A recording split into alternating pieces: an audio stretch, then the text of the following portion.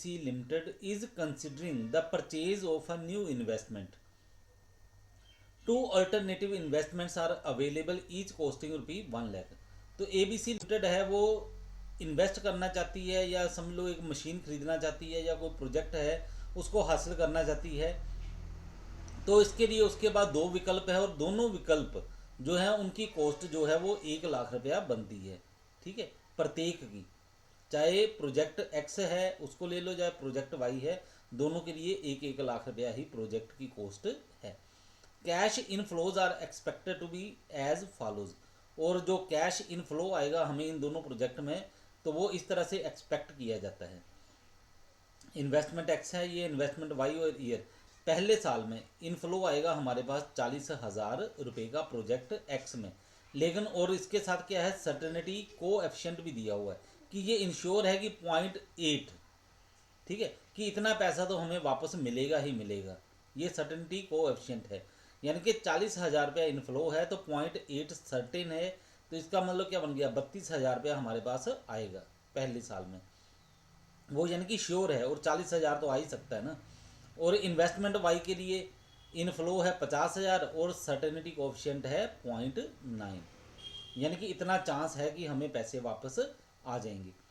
अब इनफ्लो अगर दूसरे साल के लिए देखा जाए एक्स के लिए, तो वो है 35,000 और सर्टेनिटी कोएफिशिएंट है 0.7, और वाई के लिए 40,000 और सर्टेनिटी कोएफिशिएंट है 0.8। और थर्ड ईयर के लिए देखा जाए तो इनफ्लो है 25,000, सर्टेनिटी कोएफिशिएंट है 0.8। और वाई प्रोजेक्ट के लिए देखा जाए इनफ्लो है 30,000 और सर्टेनिटी कोएफिशिएंट है 0.6। अगर फोर्थ ईयर देखा जाए एक्स प्रोजेक्ट के लिए, या इन्वेस्टमेंट एक्स जो है उसके लिए, तो ₹20,000 का इनफ्लो है और सर्टेनिटी कोएफिशिएंट है 0.9। और प्रोजेक्ट वाई के लिए ₹30,000 का इनफ्लो है और सर्टेनिटी कोएफिशिएंट है वो है हमारे पास 0.8। आगे क्या कहा है, the company has a target return on capital of 10%। तो ये जो उन्होंने पैसा निवेश करना है कंपनी ने, तो कंपनी चाहती है कि हमें कम से कम 10% रिटर्न जरूर मिले हमारी कैपिटल के ऊपर, यानी कि जो पैसा लगाया जाएगा उसके ऊपर 10% रिटर्न मिलना चाहिए। विच इन्वेस्टमेंट शुड बी प्रेफर्ड, तो इन दोनों इन्वेस्टमेंट में से किस इन्वेस्टमेंट को प्रेफर किया जाए। अगर ये सर्टेनिटी कोएफिशिएंट जो है या सर्टेनिटी फैक्टर है, इसको अगर अपने माइंड में रखा जाए तो कौन से प्रोजेक्ट को हम प्रेफर करेंगे। तो सोल्व करते हैं, calculation of present value with certainty project x. पहले हम प्रोजेक्ट एक्स के लिए कर लेते हैं। तो कितने वर्ष दिए हैं, 4 ईयर में हमने लिख दिया 1 2 3 4।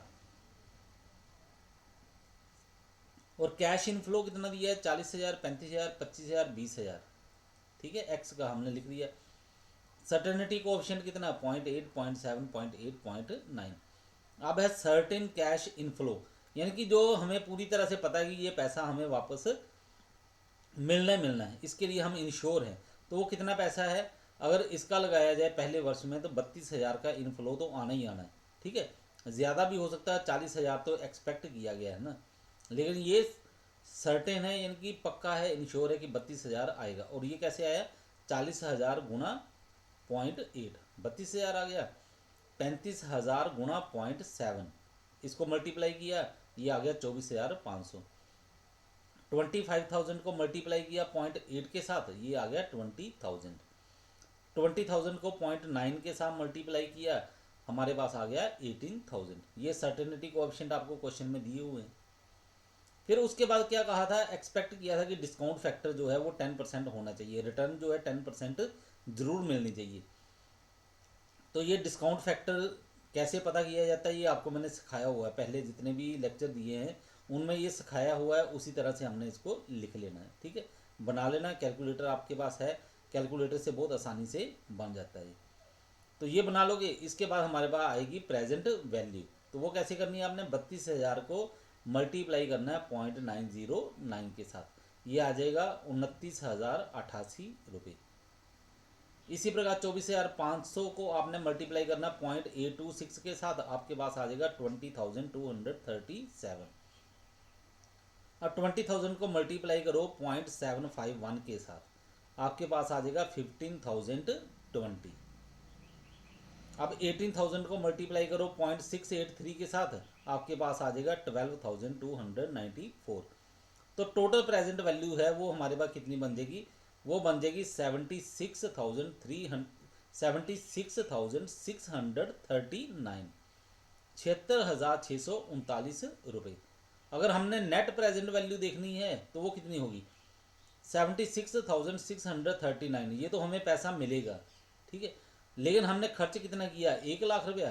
तो इसका मतलब है यहाँ पे हमें लॉस है 23,361 रुपये की, यानी कि नेट प्रेजेंट वैल्यू जो है वो माइनस में आई है 23,361।